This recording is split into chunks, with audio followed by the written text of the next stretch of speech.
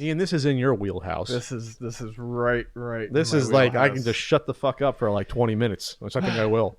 So this is excellent. So people started doing this a while ago. Handheld games are like the handheld LCD games are finally starting to get emulated and put online in a way that they can be played. The LCD handheld games. This is being done over at the Internet Archive, and they're starting to host about 60 of these games right now, and I'm sure we'll start to see more. They're hosting a variety of the LCD and vacuum fluorescent display games from companies such as Tiger, Konami, Coleco, and other companies. And it's really quite interesting, and because this is a very tricky style of emulation. So these are like the little handheld games that we all remember from when we were kids. And if you Baseball, you don't require, football. if you don't recall them, they're little handheld games with a tiny LCD screen like liquid crystal display. Which sounds cooler than it is. I've always thought liquid crystal display. I'm like, wow, that's fancy, and then you look at it and it's like, no, it's not. They usually have like a control pad on one side and a couple of buttons. It looks like a calculator. You shove a couple batteries in there. And the ones a lot of us will remember were really shitty. They were based on movie licenses, and the gameplay was rough. There were some video game ones. I had Ninja Gaiden and I had Double Dragon. They had Mega Man. I think there's probably dozens of ones There's based some on video Sonic, games. yeah. But I'm just saying, I mean, they were all eventually licensed. Or they were largely licensed on video games or movies. Or They didn't start that something way, like though. Yeah, They were didn't. generic. We're getting there, yeah. Karate. So they started out very generic, especially in the 70s and 80s. They were just, space, race, and various things like that. I think there was like an NTEX. No, that wasn't LCD. The NTEX Space Invaders. That was a vacuum fluorescent display. Or LED, actually. It might have been. Actually, I don't know. Might have been LED, too. Might have been. Anyways, so these are starting to become preserved because as time goes on, they're getting more and more beat, and they're getting harder. They're getting, over time, they're going to get destroyed. Unlike with video games or hardware or even arcade boards where the data needed to emulate these can be extracted without destroying them, that's not so much the case, unfortunately, with these handhelds. The handhelds oftentimes need to be destroyed because of how they were created. So the LCD screen needs to be taken apart and separated and scanned for all the preformed graphics, because the graphics are preformed and then lit up at certain times. And on a lot of these older ones, they're done with solid state circuits. Mm-hmm. So they scan the circuit and they figure out, how everything would play out properly. And then they emulate it in a window, and then you can play it that way. And it's great to see that people can go and try all these out, and you can see which ones worked, which ones don't work out so well in terms of gameplay. You can see all sorts of neat experimentation. You can see, where some of them tried to get very complex. I think there's quite a few of the Konami ones actually tried to do a bit more. And it's cool, especially when Tamagotchi's on here, by the way. Yeah, Tamagotchi's on there. Especially when you're looking at like the Coleco like mini arcade cabinets. I think those are some of the best examples of ingenuity when it comes to translating a full-sized arcade game from that era into what is essentially a very complicated calculator. Sure. Was there ever a site before that featured emulation? I thought there was. Yes, there was. There's Handheld Museum, right? But I don't know if they were on there. Handheld Museum didn't have emulation. It just has a nice collection of like a ton of them, though. Yeah, there's tons of information. Some of my favorite websites to browse around. There was a place that had some emulated. I don't know how well they were emulated or if they were just recreated. It was in browser, though. It was in browser, and they had some Game & Watch ones as well. I'm trying to find it right now. I can't remember what the name of it, though. But it did exist before, though. This wasn't the first time. No. This is being done by the MAME team, though. Yeah, MAME team, as well as some other people. I didn't know they were into this, but this is fantastic. So it's great. The people who are doing it, though, bring up an interesting point that while this so far has emulated the screens in the game, that one of the big things about these is not just the game themselves, but how important the overall experience was tied to what the game came in. Sure, the shell. The shell. So this is almost closer than the like pinball emulation. Yeah. So you only need to see like a form of it.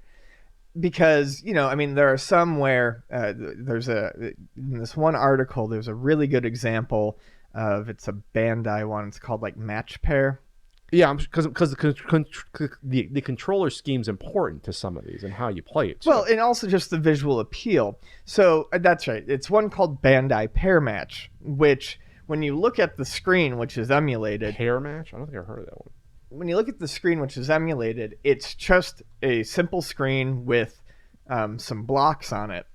And it looks like a solitaire type game. I actually have no idea how this one plays. It's a pyramid looking thing? But when you actually look at the physical game, it's a smoky, clear pyramid with controls on the side, which obviously enhances so much about how you play that. I want this. Yeah, me too. I saw it last night. I was like, damn, I want one. I don't think that came out here, did it? No, I think it did.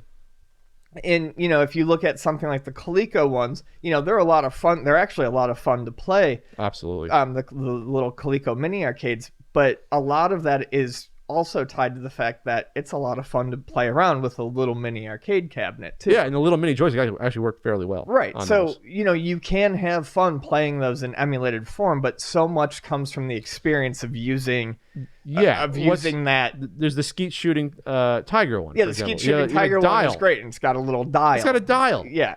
And that's ingenious for something like that. From like 1987 or 88, one of the first ones they made. And that's one of the best ones they made, in my opinion. So all the 2-player ones, all the LED ones where you're facing someone, which we should, the face-to-face ones, exactly. You can't get that same feeling. So it's great that they're preserving this though. Either way, yes, obviously. So what they're basically talking about now is there was a Bayou Billy Kanai one. I had no idea. I know they had all Lone Ranger, Garfield. There was a Bucky O'Hare. I had no idea. 3 Teenage Mutant Ninja Turtles. I feel like for some reason, Dribble. I feel like for some reason they didn't sell a lot of those. I never come across those. I love them. I have Top Gun. I have Skate or Die. I have Ninja Turtles. I believe. Turtles. I have Star Trek. The first Ninja Turtles is so good. Is it Star Trek 25th? I have some of those. So Knock 'em Out Boxing. I have that one somewhere. So yeah, Bambino, the name you can trust. So what they're what they kind of get at in the article is, they want to keep doing this, emulating these games, but they want to maybe start going in the direction of making sure they get great pictures of all of... Oh, we can play 2-player knockout boxing. Yeah, you're interrupting. Sorry, this is awesome.